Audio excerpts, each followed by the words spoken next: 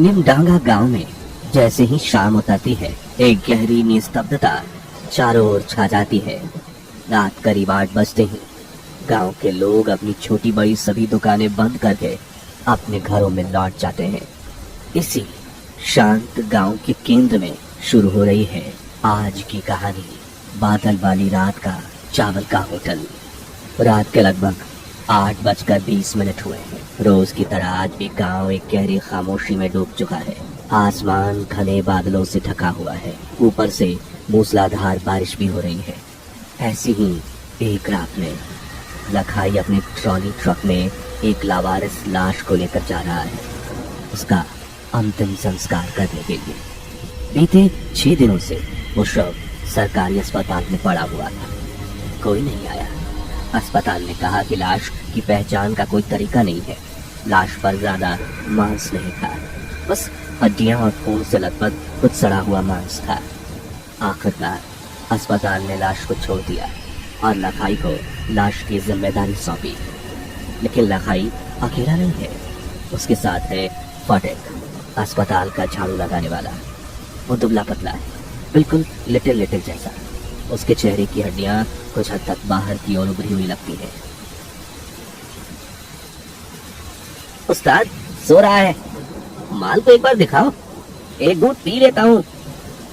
दिन रात तो अस्पताल के अंदर ही रहता है, कहो तो लगता है रात को जगाना ही नहीं पड़ता। तो फिर तेरा ये अजीब स्वभाव कब से होने लगा? ऐसा तो यूं ही नहीं हुआ उस्ताद, जो दाम का माल खरीदा है देखकर ही गला सूख गया है। उस्ताद मैं तुमसे एक सवाल पूछना चाहता था, लेकिन सोचता रहा, आज तक पूछ नहीं पाया। हाँ बोलो ना, डरने की क्या बात है? डर नहीं, लेकिन वैसे कुछ खास नहीं। बस जानना चाहता था कि इस दुनिया में इतने सारे काम होते हुए भी तुमने ये गाड़ी चलाने का काम क्यों चुना है? रास्ते पर तो कभी भी कुछ भी हो सकता है, रिक्शा भी तो बात है। ये काम मैं शौक से नहीं करता। बचपन में माँ बाप खो दिए, आज दुनिया में अपना कहने वाला कोई नहीं था। 2 वक्त का पेट भरने की उम्मीद में कई जगह काम किया, पर सुबह से रात तक मेहनत करने के बाद भी भूख नहीं मिट पाती थी। लोग काम कराते थे लेकिन पैसा नहीं देते थे। खाने को महाजन मारता था, सोने पर भी महाजन मारता था। आखिरकार मेरी तकलीफ देखकर मंडल मशाई ने मुझे अपना ट्रक चलाने दिया, तभी से मैं इसे चला रहा हूँ। अब यही मेरा घर है, यही मेरा परिवार। शादी कर लो मालिक, कब तक यूं ही बातें करते रहोगे? लखाई ने गहरी सांस ली। गरीबों की शादी विवाह नहीं होती। मैं अकेला हूँ और ठीक हूँ। दिन रात ट्रक चलाता हूँ, नींद आने पर ट्रक में ही सो जाता हूँ। आगे जो होटल है वहीं जाकर बैठकर खा लिया करता हूँ। ओह, होटल की बात की तो याद आई, खुदा वो ठीक लग रहा है। सड़क की ओर नजर रखना, कोई किराने की दुकान दिखे तो बताना। अगर होटल के पास पहुंच गए तो उतर कर खा लेंगे। ठीक है उस्ताद।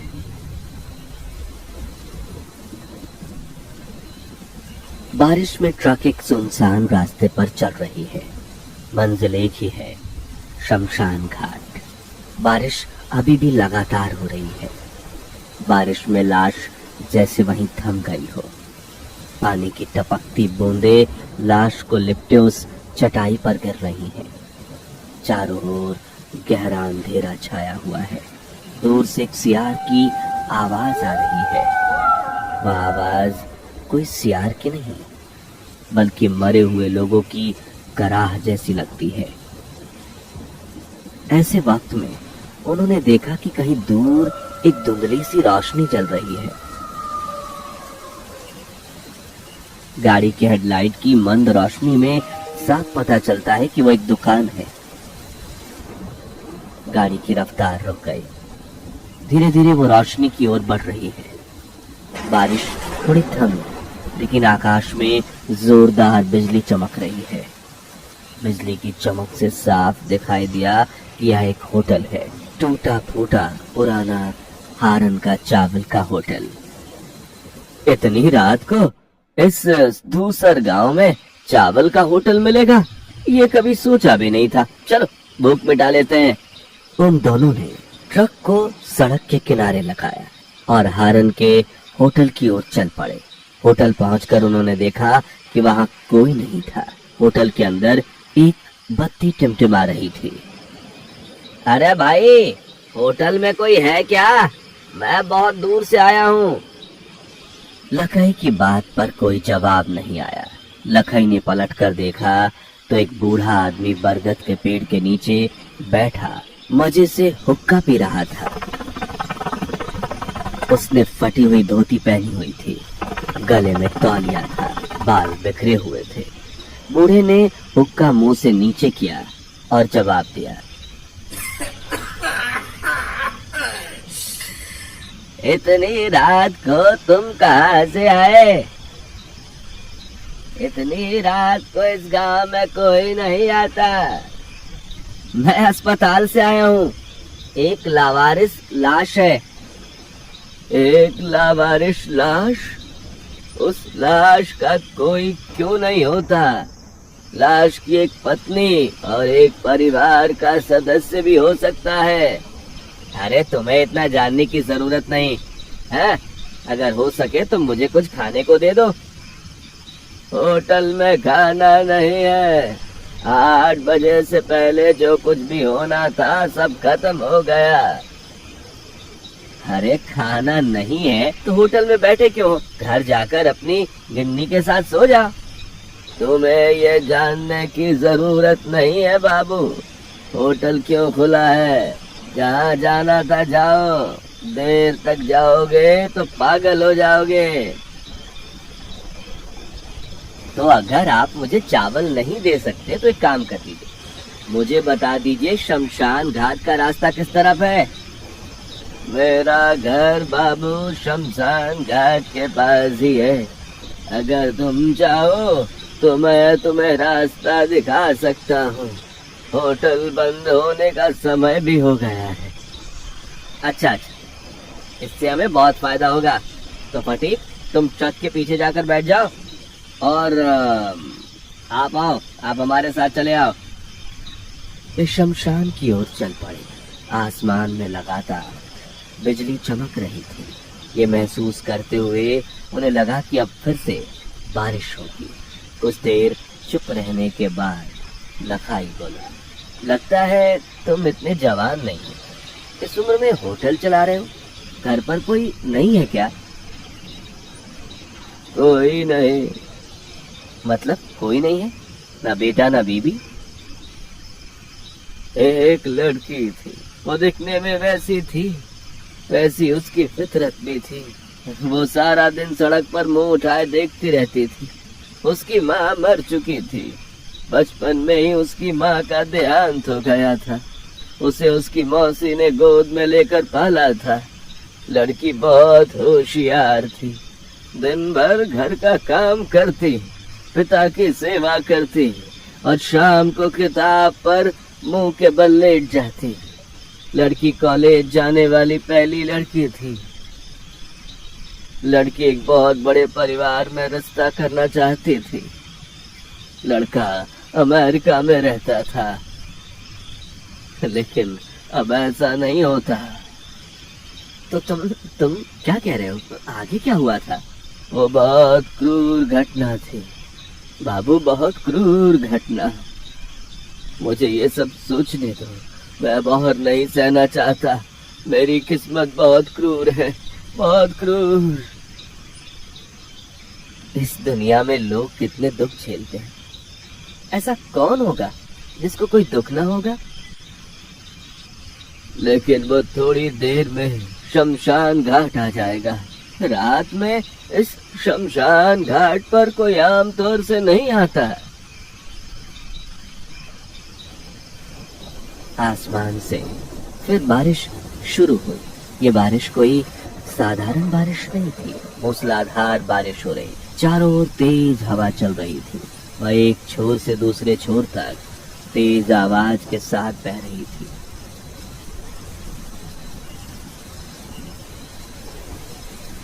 थोड़ी देर बाद वे शमशान पहुंच गए। लेकिन क्या आश्चर्य, शमशान में पहले से ही एक चिता जल रही थी। बारिश में भी आग जोर से चल रही थी। वे शमशान के ठीक सामने पहुंचे और ट्रक रोक दिया। ये कैसे हो सकता है? इतनी बारिश में शमशान में आग कैसे जल रही है? ये तो बिल्कुल नामुमकिन है। तेंदुआ इस शरीर का इंतजार कर रहा है, शरीर का इंतजार।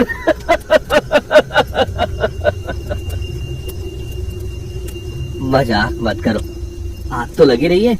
चलो लाश को आग में डालकर चले आते हैं, देखते तुम हमारी कुछ मदद कर सकोगी या नहीं। ठीक है ठीक है। वे ट्रक से बाहर निकले। ट्रक के पीछे जाकर जो देखा उसके लिए वे बिल्कुल तैयार नहीं थे। उन्होंने देखा फटीक का खून से लथपथ शव पहले वाले के बगल में पड़ा था। गर्दन मुड़ी हुई है, ऐसा लग रहा है जैसे किसी ने दोनों आंखें निकाल ली हो। जीभ भी निकली हुई है। ये मैं क्या देख रहा हूँ? ये क्या हो रहा है? ऊपर वाला जानता है कि क्या हो रहा है और क्या होगा।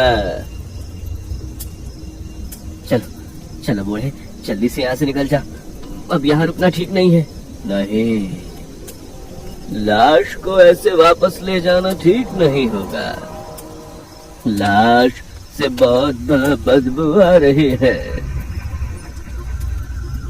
तो चलो शव को नीचे उतार कर जल्दी से उसका अंतिम संस्कार कर दे। दोनों ने शव को दोनों तरफ से पकड़कर ट्रक से बाहर निकाला। इस बीच तेज बारिश हो रही थी, चिता बारिश में ही जल रही थी। उन्होंने शव को उठाकर चिता पर लिटा दिया। चिता चटपट की आवाज के साथ जल रही थी। ऐसा लग रहा था मानो हर आसानी से जल रहा हो। लखाई ने देखा लाश उठ बैठी है। लाश उनकी तरफ देख रही थी और लगातार हंस रही थी।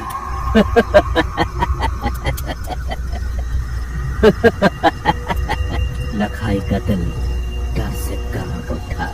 लखाई मुड़ा और हारन से कुछ कहने ही वाला था कि तभी लखाई ने देखा हारन उसके पास नहीं था। मजाक क्यों कर रहे हो? मैं आगे आकर कह रहा हूँ, आगे जाओ। लखाई की बातें सुनकर चिता पर जलता हुआ शव पागलों की तरह हंसने लगा। लखाई ने बिजली की रोशनी में जो देखा उसे गौर से देखा और मनी मन खुश हुआ। चिता पर जलता हुआ शरीर किसी और का नहीं बल्कि हारन खोड़ो का था। उसका चेहरा लहूलुहान था, चेहरे पर एक पागल मुस्कान थी, गर्दन दाहिनी और मुड़ी हुई थी। ये दृश्य देखकर लखाई को समझ नहीं आ रहा था कि क्या करे। उसके पैर हाथ सब कांप रहे थे। सियार चिल्लाए। लाश रेंगती हुई नीचे आई एक शरारती हंसी के साथ। क्या तुम्हें याद नहीं? 6 दिन पहले क्या हुआ था? तो सुन।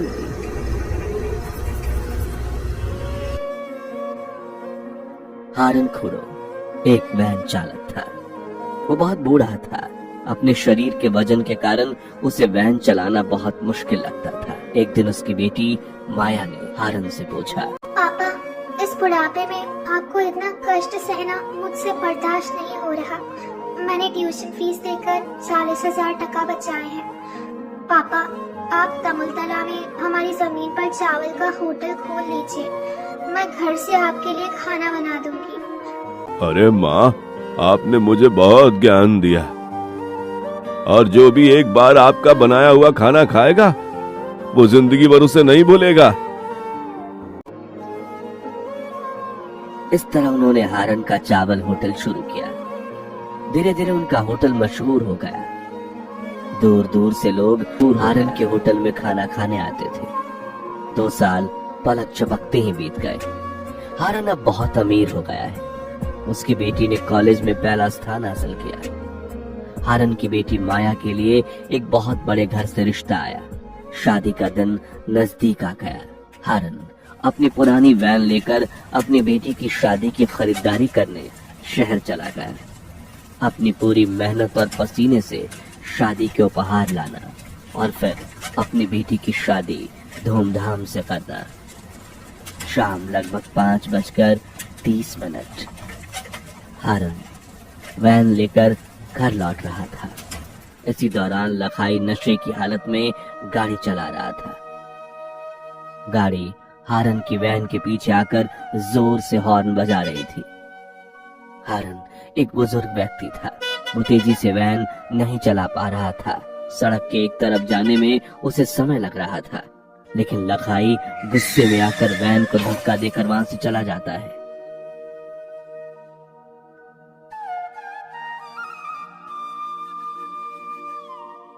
थोड़ी दूर जाने के बाद लखाई ने कहा, ये काम मैंने सही नहीं किया। वो एक वृद्ध व्यक्ति था। मैं थोड़ा सा भी धैर्य नहीं रख सका। जाकर देखता हूं कि वो आदमी जिंदा है या नहीं। अगर जिंदा है तो उसे अस्पताल ले जाकर भर्ती कराऊंगा। लखाई हारन के पास गया। देखा हारन के सिर से लगातार खून बह रहा था। उसकी जीभ बाहर निकली हुई थी। उसकी गर्दन दाहिनी ओर मुड़ी हुई थी। लखाई समझ गया कि वो आदमी मर चुका है। यहाँ इस तरह लाश छोड़ने से कोई खतरा हो सकता है। चलो लाश को जंगल में फेंक देते हैं, शेर और कुत्ते खा जाएंगे। गांव वाले ने जंगल में मेरी लाश ढूंढी, फिर पुलिस आकर उस लाश को लावारिस घोषित कर चुकी थी और तू ही वो मेरी लाश लेकर शमशान आया। मैंने क्या गलत किया था? मैं तो बस सुख शांति से अपना दिन बिता रहा था। क्या ऊपर वाला किसी का सुख नहीं देख सकता? मैं उसके पास जा रहा हूं उसका जवाब लेने, लेकिन इसके पहले मैं तुझे खत्म कर दूंगा।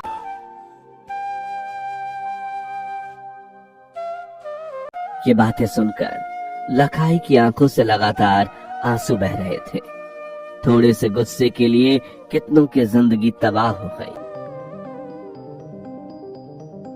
लखाई ने बस एक बात कही, मुझे माफ कर देना खोरो। वो बात कहकर लखाई खुद ही जलती हुई चिता पर कूद पड़ा। मेरे पापों की कोई माफी नहीं, कोई माफी नहीं।